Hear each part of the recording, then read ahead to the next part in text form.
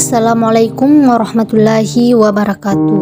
Perkenalkan, nama saya Elvita Sukri, NIM 22130002 dari Prodi Bimbingan dan Konseling Mata Kuliah BK Pribadi Sosial, dosen pengampu mata kuliah Arman bin Anwar MPD. Apa sih itu etika?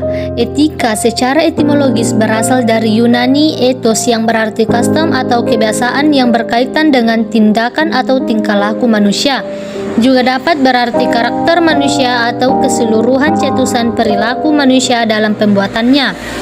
Ethos memiliki makna an action that is one's own atau suatu tindakan yang dilakukan seseorang dan menjadi miliknya. Makna ethos semacam ini juga dimiliki oleh kata Latin mores yang darinya kata moral diturunkan. Dengan demikian etikal dan moral bersinonim. Etika adalah filsafat moral. Menjaga ucapan. Seorang manusia itu yang dipegang adalah kata-katanya. Tidak boleh berbicara bohong serta melontarkan ucapan-ucapan kotor. Ajaran Islam amat sangat serius memperhatikan soal menjaga lisan. Berhati-hati dalam berbicara, yaitu memikirkan terlebih dahulu sebelum mengeluarkan kata-kata, karena setiap perkataan itu akan dimintai pertanggungjawabannya kelak di akhirat. Seperti halnya dengan berdiskusi di dalam kelas atau berbincang santai, hendaknya mengatur nada bicara dan tetap tenang ketika terdapat perbedaan pendapat dan menghindari ucapan yang dapat menyinggung perasaan orang lain. Sopan santun, bertingkah laku yang baik dan ramah terhadap lawan bicara. Ada beberapa hal sopan santun yang diperhatikan dalam berkomunikasi.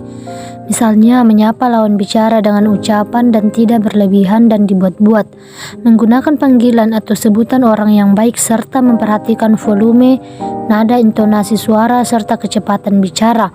Bicara dengan suara yang stabil, tidak terlalu pelan dan tidak terlalu cepat sehingga dapat dimengerti dan dipahami oleh lawan bicara. Bertingkah laku yang baik muncul karena kesadaran diri. Dengan tingkah laku yang baik berkomunikasi menjadi kondusif. Perilaku yang baik mengandung kebaikan kehidupan dunia dan akhirat bagi individu, keluarga dan masyarakat.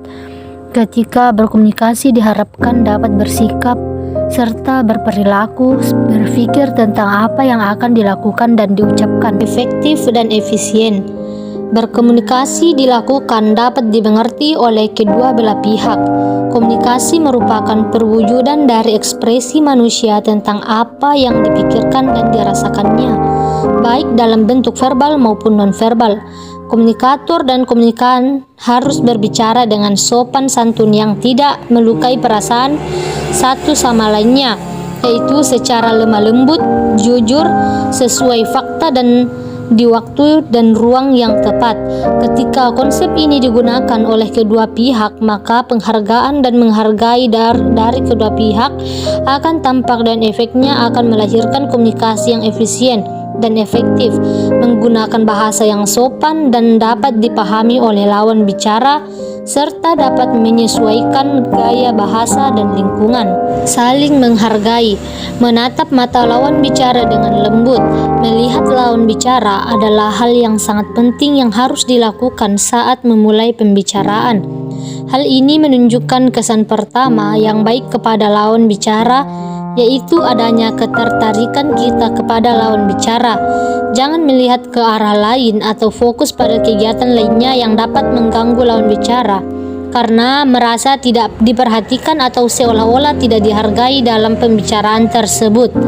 Yang paling baik adalah menatap mata lawan bicara. Jika kesulitan menatap langsung lawan bicara, kita bisa melihat ke arah garis tengah antara kedua matanya sejajar dengan hidungnya. Itu saja yang bisa saya sampaikan. Sekian dari saya. Billahi fisabilil haq fastabiqul khairat. Assalamualaikum warahmatullahi wabarakatuh.